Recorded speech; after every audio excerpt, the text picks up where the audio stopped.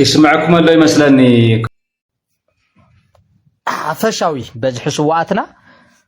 مقاله حارة حساب نوص مالت وفر الله بانقاون غيرنا مقاله حارة اوصينا زبزح صلاي خاب زبزح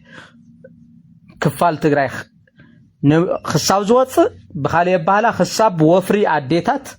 حفشاوي بزحي سواتنا 7,500 نيرو حد تاريخ صحفتي قالت هاليهم خم ريفرنس كتقوملو بلاس دما اتيز حيله وجز تجبر افتنا مجمريا شمن توارحيو 2013 مقله حرق صوت وصيو اتيز حيله زخفأ وجز تجبره جينوسايد تفصيمو ايو ايلو ابل تفلالو ميدياتات بمزراو خندጌታቸው ዝተዛረበ የለን አብይ አህመድ جينوسايد ፈጽሙ ايلو بمزራብ خندጌታቸው ልተዛረበ አይነበረን ክሳብ ውዕል ፕሪቶሪያ መፈራም ድሮ ዘሎ ማለት እዩ ጌታቸው አማዓል ተክልተ ጊዜ እናወፀ አብይ አህመድ ጄኖሳይደር ፋሺስት ቡቸር ናበለ خندጌታቸው ረዳል ተዛረበ ኢሊት ትግራይ ፖለቲከኛ ትግራይ ጀነራል ትግራይ የለም ክሳብ ሕዚ ምራይ ካሊዩ ጌታቸው ልተዛረበለን ቪዲዮታት ቀድሚ ላው አብይ አህመድ مسجادو من بركاخو مغمبحو حزي ختا يبلو ريهم ويهم جينوسايد اب تግራይ ተፈጽሚ መንዳ ፈጽመ ይውለለስ بعلو دي بسركو بعالم لخ مدرخ كوي تواريد ጌታቸው ረዳ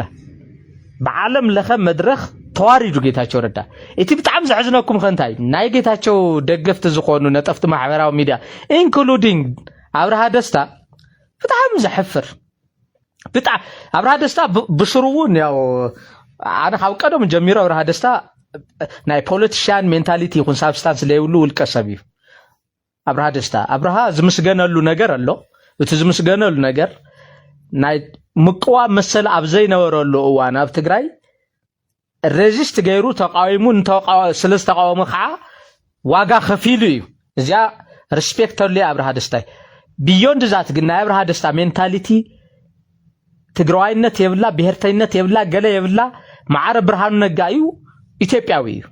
ማዓረብ ብርሃኑ ነጋን ኢትዮጵያዊን እዩ ابرها دسታ بسور ትግርኛ ምዝራውን ይሕፍሮ እዩ አን ካብ ልዕዘዎ ማለት ፕላስ ሓደገኛ ልኾኑ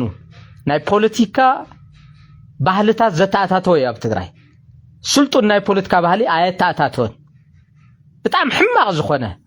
نحنا نساتهم زل تاريخ زسفري انتايلو لو معلت تصحيف ريهم متوينكم ጌታቸው ረዳ ጽቡቅ ይተዛሪቡ እቱ አመንጎ ህወሓትን ፌደራል መንግስትን ዝነበረ ኹይናት ጽቡቅ ተዛሪቡ ረህሞ እቱ ጽንተታው ኹይናትስ እቲ ጄኖሳይዳው ኹይናትስ አመንጎ ህወሓትን አመንጎ ፌደራል መንግስትን ዝነበረ ኹይናት ይሉ በቃ እዚያ ይልገልጽዋ ابرها دسታ ማለት ትጽሑፍ ረይ ወለ معلت ልጽሐፎ ዝወዝዑና ጌታቸው ኾራኹር ጌታቸውና ከፈለ ዘጽሕፎም አክቲቪስታት ከ ጌታቸው ረዳ ጥፋት ይውሊ ጥፋቱ ግን ኣብ አልጀዚራ ሚዲያ መቅራው ይሉ تناقي تاچو قوام ابي احمد بينو ابي احمدس جينوسايد يفصمن زبلسي جينوسايد تفصيمي غين ابي احمد يكون فصيمو لبلس تخكل يملو زلو يسي ناقي تاچو دغفسي حساب خندجو حفتو تقتيلاتو بابي احمدس حاو ابو بعلو اكل غوديس بقى ابي احمدس جينوسايد يفصمي لبل عينت وسنا يري حساب خندجو يم زخدو توم ጌታቸው مش ጌታቸው ዘለው ሰዋትን እና ጌታቸው ናይ ህዝብ ትግራይ ንብዓት በዓለም ለኸ መድረኽ ኽዋረድ አብቅዕወይ ገና ልዕሉዚውን ኽዋረድ ጌታቸው ገና ልዕሉዚውን ኽዋረድ ይሲ አብናይ ቢቢሲ መድረኽ አብናይ ዓለም ለኸ መድረኽ ኽዋረድ ውዒሉ ኽዋረድ ሓዲሩ ጌታቸው በጣም محزن